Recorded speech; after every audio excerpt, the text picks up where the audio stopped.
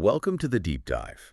Today, you're joining us as we explore a really fascinating intersection in American music history. Yeah, we're going deep on this one. We are. We're going to trace the journeys of three powerful songs. You've got Dixie, Battle Hymn of the Republic, and All My Trials. And how they all kind of smashed together in Elvis Presley's American Trilogy. Exactly. It's Yeah. pretty surprising. So if you're keen to, get a handle on some key threads in American identity, maybe without getting totally bogged down, this is the place. We've pulled together quite a bit for this Wikipedia stuff on the songs, the people, insights from the American Battlefield Trust. And a really interesting article from Emerging Civil War that looks specifically at Elvis's version, the American Trilogy. Right, so the mission today. Uncover the origins, the meanings behind them, and yeah, those unexpected links that tie these songs together. Sounds good. Where do we start? Dixie. Let's dive in with Dixie. Where did that song actually begin? Right, so Dixie, sometimes folks call it Dixie's Land. It first showed up, I think, in the 1850s, penned by Daniel Decatur Emmett.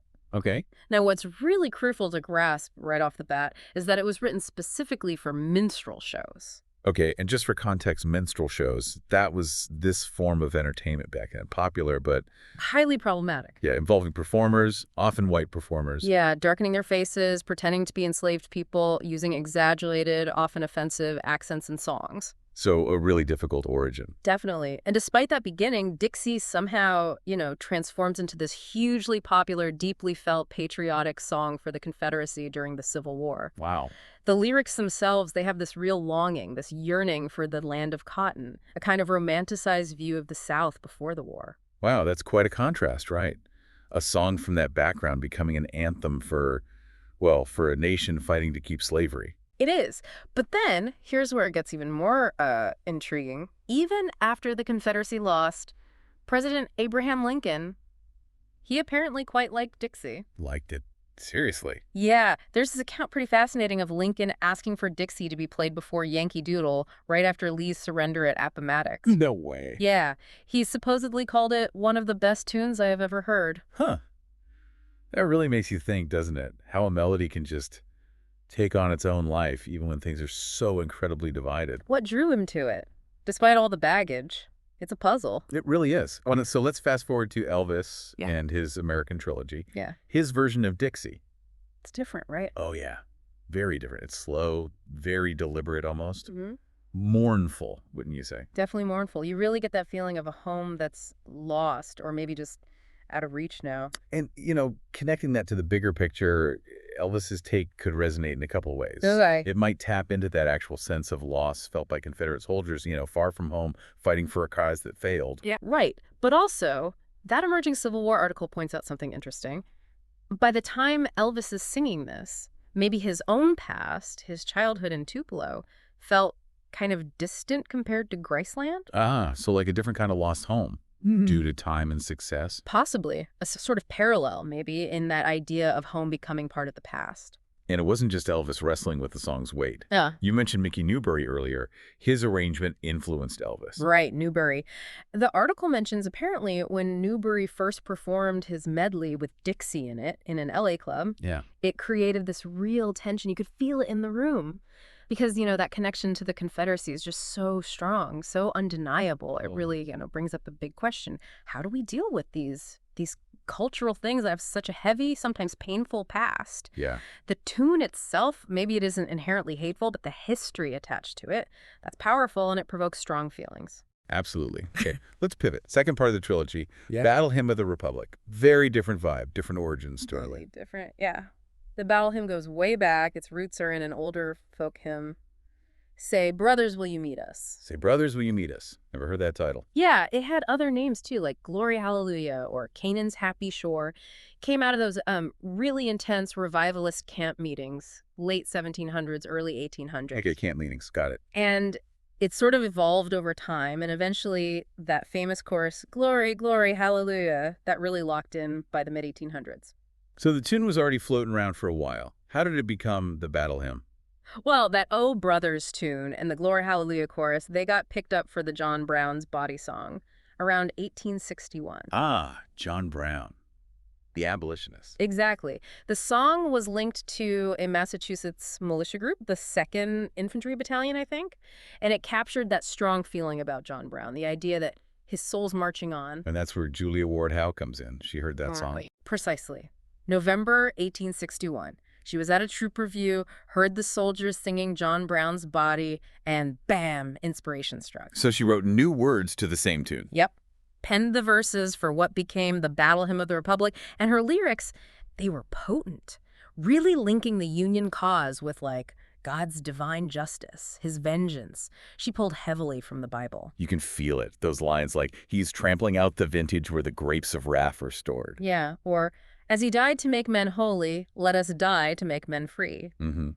It's got this intense moral certainty, and this call for sacrifice. It's amazing, really. She took this existing folk tune and just supercharged it, turned it into this powerful anthem for a really specific, crucial moment. And it lived on after the war. Oh, absolutely. Right. Wikipedia notes it became a really widely loved patriotic song in the years after the Civil War. And its influence went even further, didn't it? I mean, Dr. King. Yes. Such a powerful connection. Dr. Martin Luther King Jr. used it in his speeches, and famously, in his very last sermon, he quoted the opening line. Mine eyes have seen the glory of the coming of the Lord. Chilling, isn't it?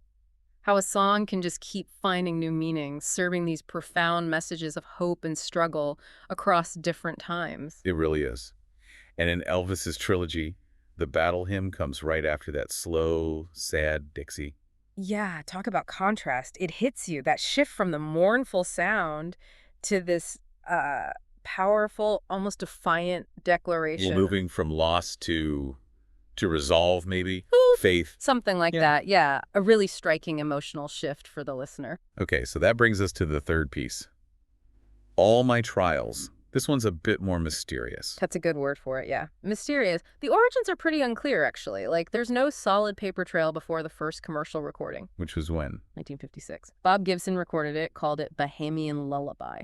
Bahamian Lullaby. Okay, that's interesting. Why Bahamian? Well, some early liner notes from other folk singers like Cynthia Gooding, Billy Fair. They apparently learned it from Eric Darling. And the story then was that it started as maybe a white spiritual, somehow traveled to the British West Indies, the Bahamas included, and then kind of bounced back to the U.S. during the folk revival. So a bit of a journey. And Joan Baez's songbook had another theory. Yeah, her book suggests maybe it was actually an American Southern gospel song first, from before the Civil War, that then became a Bahamian lullaby and then got rediscovered here. So basically, we're not totally sure where it started. Not definitively, no. But what is clear are the themes in the song itself. They're pretty powerful. Right. It's about a dying mother comforting her kids. Exactly. With that line that just repeats and stays with you. All my trials, Lord, soon be over. Yeah. That's heavy. It is. And that core idea, hope, the promise that the struggle won't last forever, that clearly struck a chord, it gets classified as a spiritual, usually. Because of the religious language. Yeah, lots of biblical references. Lord, liberty, paradise, pilgrims, tree of life, and the River Jordan as, a symbol for death. Classic spiritual imagery. Right. And you think about spirituals often coming from people facing terrible hardship, offering comfort and a vision of peace. Precisely. And maybe that message of hope in hard times is why it sort of became an anthem during the social protest movements, late 50s, 60s. Artists like Joan Baez, Peter, Paul, and Mary. They really brought it to a wider audience then. Absolutely. They were huge in popularizing it. But others recorded it too. Paul McCartney did a version. Ray Stevens had a chart hit with it even. Yeah. Shows its reach. So even if it doesn't have that direct Civil War link like the other two. Right. Not in the same historical way. But it carries this deep feeling of sorrow, endurance, and that hope for peace. Themes that definitely echo through, the American story. Which brings us right back to the main event, an American Trilogy. Mickey Newbury's idea, putting these three very different songs together. How did that happen? Yeah, it was pretty radical, really innovative. From what we understand, Newbury just felt this deep connection, this shared emotional core between them. He saw something linking them. He saw them as like different sides of the same American story. Different facets, and he found a way to weave them together musically. And then Elvis picks it up and makes it huge, especially live. That Aloha from Hawaii concert version is legendary. Oh, absolutely. Elvis owned that arrangement, and his performance, it takes you on this incredible ride. Yeah. Starts with that slow, sad Dixie, then moves into the hopeful sorrow of all my trials, and then just explodes into the battle hymn. It's a real journey. That emerging Civil War article mentioned a fan reaction. Yeah. Someone saying Elvis singing it in Honolulu was like the most American thing they'd ever seen. That's quite a statement. It really is. And the fans' explanation, according to the article, was interesting. How so? It was about Elvis himself embodying the American dream in so many ways, being able to sing this medley that holds all the complexity, Mm.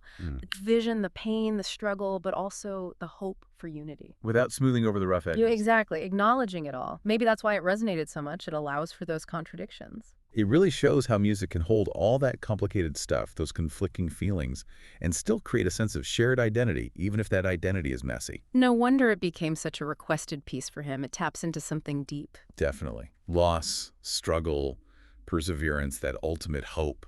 Yeah. It's all in there. So yeah. What a trip tracing these threads.